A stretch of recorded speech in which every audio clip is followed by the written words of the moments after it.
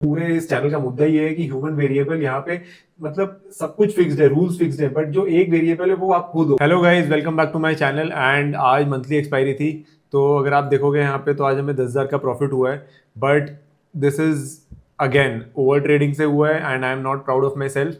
And if you will see over here buying quantity is 2400, जिसका मतलब classic example of over trading. भले ही हमें आज प्रॉफिट हो गया है, मार्केट वॉज काइंड इनफ कि हम प्रॉफिट एक्सट्रैक्ट कर पाए, बार बार इन एंड आउट करते हुए भी। एंट्री करी, फिर एग्जिट करी, फिर एंट्री करी, फिर एग्जिट करी। ऑब्वियसली इसमें से मेरे कई सारे जो अमाउंट है वो चार्जेस में जाने वाला है। Almost 3,000 4,000 I am sure charges में जाएगा, बिकॉज इतनी सारी पोजीशंस बनाई हैं आज। If you will see over here orders में, तो यहाँ पे आपको पता चलेगा कि टोटल 31 फिल्ड ऑर्डर्स हैं। तो कहीं ना कहीं मतलब 2600 वॉट एवर, मतलब मेरे ख्याल से 2,000 3,000 के आसपास तो इसमें से चार्जेस में ही जाने वाला है। तो that is what I keep talking about कि ये पूरे चैनल का मुद्दा यही है। ठीक है, I am not here to, यहाँ पे मैं ये ज्ञान देने के लिए नहीं हूँ कि आप कैसे कहाँ पे एंट्री कर सकते हो, कहाँ पे एग्जिट कर सकते हो, कहाँ पे क्या आपके रूल्स होने चाहिए, क्या आपका रिस्क टू रिवॉर्ड मैनेजमेंट होना चाहिए, क्या पोजीशन साइजिंग होनी चाहिए। ये आप सबको पता है। ठीक है, जो भी मार्केट में घुसता है उसको पता है कि उसका कितना दिन का रिस्क है, उसको कितना पोजीशन साइज मेंटेन करना है। The only thing that one person is not able to control is themselves. ठीक है, जब पूरे इस चैनल का मुद्दा ये है कि ह्यूमन वेरिएबल यहाँ पे मतलब सब कुछ फिक्स्ड है, रूल्स फिक्स्ड है, बट जो एक वेरिएबल है वो आप खुद हो। मैं खुद हूँ यहाँ पे वेरिएबल। ठीक है, क्योंकि अगर मैं अपने खुद के बनाए हुए रूल्स फॉलो नहीं कर पा रहा हूँ तो then I am the variable. बाकी क्योंकि सब कुछ फिक्स्ड है, मार्केट कहीं नहीं जा रहा, मार्केट को जहां मूव करना है, जैसे मूव करना है वो वैसे ही मूव करने वाला है। It is me, I have to control on my emotions. मेरे को अपने साइकोलॉजी को चेक में रखना है एंड उसके डिसिप्लिन को चेक में रखते हुए उसके साथ ट्रेड करना है, तब जाके हम एक सक्सेसफुल ट्रेडर बन पाएंगे। ठीक है, आज वही था, मार्केट काइंड था इसलिए पैसे बन गए, अदरवाइज नहीं बनते ये पैसे। बाकी मैं आपको बस इतना दिखा सकता हूँ कि कहाँ पे मैंने 24,000 का कितने कैसे ट्रेड किया है। तो अगर आप देखोगे यहाँ पे 24,000 का पीई मैंने ट्रेड किया था आज। तो मैं आपको बस दिखाना चाहता हूँ कि जब आप अपने रूल्स फॉलो नहीं करते हो तो कैसा दिखता है। ठीक है, how does the chart look like. तो if you will be able to see 15 minute के टाइम फ्रेम में, ये देखो यहाँ पे आपको दिखेगा कि कितनी बार कहाँ पे कैसे एंट्री करी गई है। Over here you will be able to see, ये देखो यहाँ पे पहले एंट्री करी, ठीक है, फिर एग्जिट किया, फिर एंट्री, फिर एग्जिट, फिर एंट्री, फिर एग्जिट, कहीं पे बाई किया है, कहीं पे शॉर्ट किया है, ठीक है, फिर कहीं पे बाई किया है, शॉर्ट किया है। तो ऐसा चलता रहा through out the day, it kept on happening. Finally कहीं ना कहीं इसके बीच में हमने 4-5 पॉइंट एक्सट्रैक्ट कर लिए थे, जिसकी वजह से इतना बड़ा आपको प्रॉफिट दिख रहा है। अदरवाइज मतलब it was like it was not, I am not proud of this day. Okay, ठीक है, बाकी हम लेके चलता हूँ मैं आपको वापस से इस जगह पे कि कल क्या हो सकता है और आने वाले टाइम में निफ्टी कैसे मूव कर सकता है एंड मैं कैसे अपने ट्रेड्स प्लान करूंगा। ठीक है, तो पहले मंथली एनालिसिस कर लेते हैं, फिर वीकली देखेंगे, फिर डेली टाइम फ्रेम में हम चेक करेंगे कि मार्केट कैसे मूव कर सकता है। ठीक है, तो अगर आप देखोगे तो मंथली टाइम फ्रेम में, क्योंकि आज मंथली एक्सपायरी खत्म हो गई, आज महीना खत्म हो गया, मंथली चार्ट में एक कंफ्यूजन टाइप का कैंडल है। ठीक है, मतलब ये प्रॉपर टाइप डोजी तो नहीं है, बट ये कंफ्यूजन टाइप कैंडल है। मार्केट ने नीचे भी मूव किया है, ऊपर भी मूव किया है, फाइनली कहीं ना कहीं बीच में आके 23,800 के आसपास बंद हो गया है।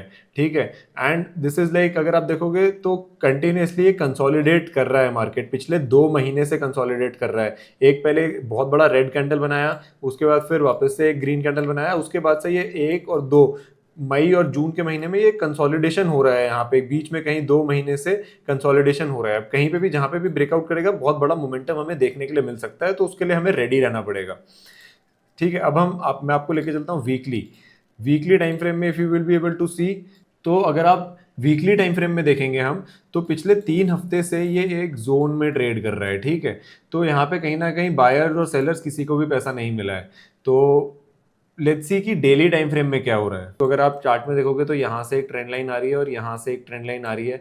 मार्केट पिछले 2 हफ्ते से, ठीक है, एक जोन में ट्रेड कर रहा है। ठीक है, और यहाँ से इसने थोड़ा सा यहाँ से इस जोन के बाहर इसने निकलने की कोशिश करी थी, कहीं ना कहीं ब्रेकआउट फेलियर हुआ, ठीक है। इसको बुल ट्रैप कहते हैं, text book example this is called bull trap, ठीक है। यहाँ पे बुल ट्रैप होते हैं और फिर फाइनली रिवर्सल सा आता है और उसके बाद फिर मार्केट नीचे मूव करना स्टार्ट करता है।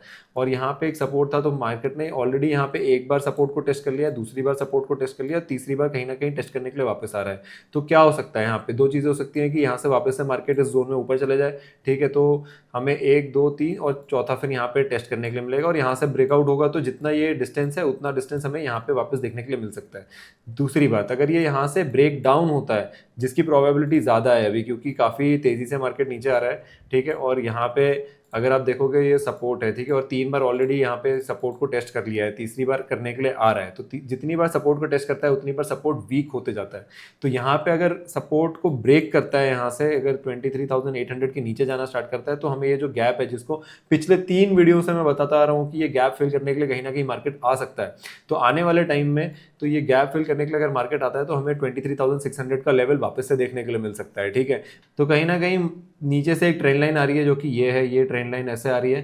तो अगर ये नीचे आता है तो बहुत हाई चांसेस है कि ये इस ट्रेंड लाइन तक भी आ सकता है, ठीक है, और यहाँ पे आके फाइनली अपना सपोर्ट ले, ठीक है। We can see this level again, but it will take some time. मैं नहीं बोल रहा हूँ कि कल आ जाएगा, but it will take some time and probability है इसके यहाँ तक आने की। फिर ये यहाँ से बाउंस करेगा एंड सिंस यहाँ से भी एक ट्रेंड लाइन ऐसे आ रही है, तो देर आर हाई चांसेस कि ये इस जोन के अंदर ट्रेड करे कुछ टाइम के लिए without before it gives a breakout और if before it gives a break down. तो वो आने वाले टाइम में पता चलेगा कि जितना ज़्यादा ये यहाँ पे कंसोलिडेट करेगा उतना ज़्यादा हाई चांसेस है कि उतने मोमेंटम के साथ ये ऊपर या नीचे क्या कहते हैं ब्रेक आउट या ब्रेक डाउन दे सकता है, ठीक है।